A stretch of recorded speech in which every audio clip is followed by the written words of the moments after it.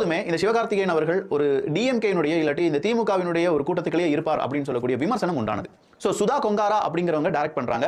இதை நான் சொல்லல, அவங்களுடைய ஃபர்ஸ்ட் லுக் போஸ்டர்ல இருந்து கடைசியா இப்போ ஃபிலிமுக்காக அவங்க கொண்டு வந்த எல்லா இடங்களிலும் அவங்களுடைய பெயர் என்ன இருக்கு அப்படின்னு கேட்டீங்கன்னா சுதா கொங்காரா அப்படிங்கிறது தான் இருக்கு.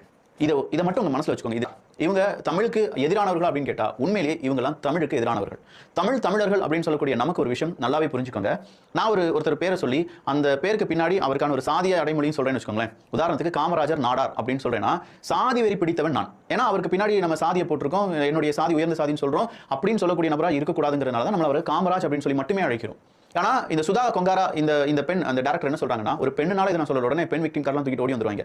கலைஞர் அவர்கள் எழுதி சிவாஜி கணேசன் அவர்கள் நடித்த பராசக்தி படத்தை பார்த்ததன் மூலமாகத்தான் எனக்கு இந்த சாதிய அந்த ஒரு சாதியிலிருந்து வெளியில வந்துடணும் அப்படின்னு நான் நினைச்சு வேலை பார்த்துட்டு இருக்கேன்னு சொல்லி சுதா அவர்கள் சொன்னதா ஒரு செய்தி வெளியானது.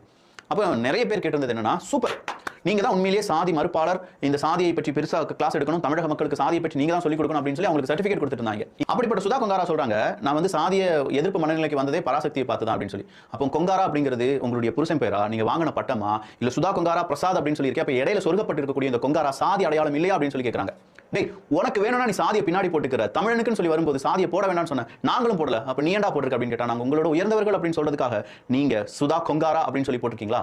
நீங்க சாதிய மனப்பான்மையிலிருந்து வெளியில வந்துட்டீங்களா? நீங்க தான் சாதி ஏற்றத்தாழ்வு பத்தி பெரிய படம் எடுக்க போறீங்களா? அதெல்லாம் பராசக்தி, தமிழர்கள், ஹிந்தி எதிர்ப்பு, ஹிந்தி வந்து உள்ளக்க திணிக்கப்படுகிறது அப்படின்னு சொல்ற ஒரு பெரிய திராவிடத்தினுடைய ஒரு கொள்கை உள்ளடக்கிய திமுகவினுடைய ஒரு கொள்கை பரப்பு செயலாளரா இந்த சுதா கொங்காரா, இதற்கு ஆதரவு தெரிவித்த எஸ்கே விஜய் அவர்களோட நம்ம மோதுவோம், துப்பாக்கியம் கையில தான் இருக்கு அப்படின்னு சொல்லி ரொம்ப கண்மூடித்தனமா இதை ஆதரிக்கக்கூடிய எஸ்கேனுடைய ஃபாலோவர்ஸ் இவங்க எல்லாரும் என்ன செய்றீங்கன்னா, ஒரு பெரிய இக்கோசிஸ்டத்தை மக்கள் மறந்துடுவாங்க, இதனால விஜய் அவர்களை தோற்கடிச்சிடலாம், இல்லாட்டி ஒரு உண்மையா மக்களுக்காக ஏதாவது ஒரு விஷயம் செய்யலாம்னு சொல்லி வரவன தோற்கடிச்சிடலாம் அப்படின்னு சொல்லி டோட்டலா ஒரு அஜெண்டாவுடன் செயல்படுகிறீர்களோ அப்படிங்கிற ஒரு டவுட் வருது.